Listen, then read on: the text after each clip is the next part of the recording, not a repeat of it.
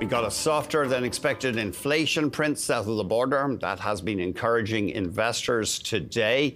Our guest is watching President Trump's policies, and he says spending has become a strong political tool. Let's get more from Gordon Reid, president of Goodread Investment Counsel. Great to see you. Good to see you, Andy. We've heard criticism that politicians in the States have abandoned concern over the deficit, but there still is a lot of talk about spending. Yeah, they're spending a lot of money. Just to put it in context, debt to GDP in the United States is standing at 124%. So it's high. It's high historically. Since the Second World War, it's averaged about half that, in the mid-60% range. First went through 100% debt to GDP in 2013. And of course, with COVID, spending really took off, and it hasn't really been drawn back. So it's a big problem. The debt, of course, has to be financed, and interest costs become a bigger and bigger piece of a yearly budget. In the United States today, interest costs are over $1 trillion of a $7 trillion budget. And then you put the other big pieces together, that being entitlements, which is about $3.5 trillion, and defense spending at about $1 trillion. That covers 100% of the revenues or receipts of the U.S. government. So they're running about a $1.9 trillion deficit to pay for all the other stuff. Right, and their economy is just under $30 trillion right now. Yeah, that's right. In terms of GDP. That's right. I mean, way back in the 90s, Clinton managed to balance the budget. It seems incredible. He did, and you know, it was a combination of factors. A very strong economy leading up to the internet, the boom. Yeah. There wasn't a lot of geopolitical action. It was a time of calm in the world. If you look back over the last, say, 50 or 75 years, the Cold War had really ended with the wall coming down in the late 1980s. He did balance the budget. And in fact, the U.S. stopped issuing for a period of time 30-year treasuries.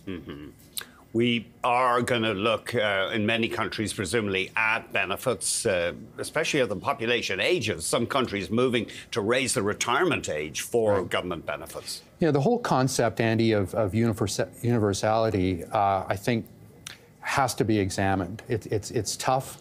I don't think there's a family in the world who hasn't made those tough decisions to budget the family books. And those same types of decisions, just much, much greater numbers, have to be made by countries in the world. And when 50% of a budget goes to entitlements, that is Social Security and Medicare and Medicaid, you have to look at them closely and say, well, we either have to cut them back across the board, or we have to start to choose who needs to benefit from those and who does not. And I think most of us recognize that the well-to-do in our societies really don't need a lot of these benefits. There's this concept of fairness. In some cases, we've paid into certain programs and we expect to get something back. But our whole society is really based on a progressive system of taxation and propping up the less fortunate in our society. And so there are analysts or observers who say some of the benefits that go to relatively wealthy Canadian retirees, government payments could be cut back. Yeah, and we've already started to see it in Canada. You know, old age security, for example, isn't paid out to people over 65 who have a certain threshold of income. Right. And I think it just has to cut much, much deeper. Broadly, what themes are you paying attention to in your investing these days, Gordon? Are there areas of the market you're wary of?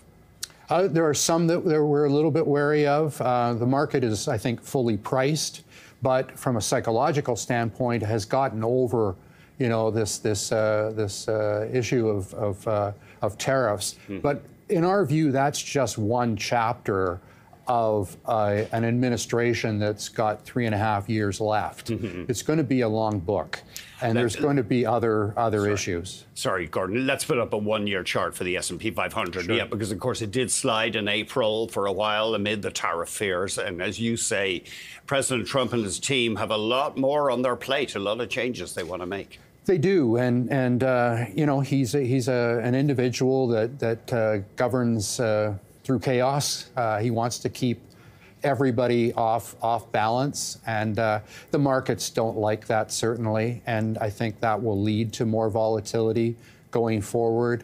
But through April, we counseled our clients and people on BNN to stay the course, to not get too high or too low with any of these developments, but also to expect it to last through the term.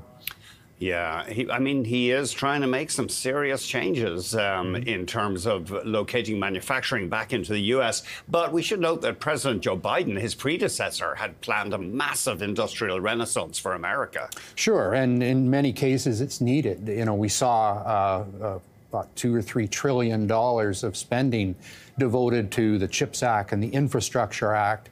You know, you just have to travel to the United States, go to their public buildings, their airports, drive on their roads to know that they're in serious decay, and money has to be spent. But I'd say that you know, some of the policies you can choose your political side, but there are certain facts, and one of the facts is that tariff income that he's really trying to replace income tax with. So he's in this budget proposing that taxation be dropped, and his idea is that tariff income will replace it. But tariffs are a regressive tax. They're not a progressive tax. They hurt the poor.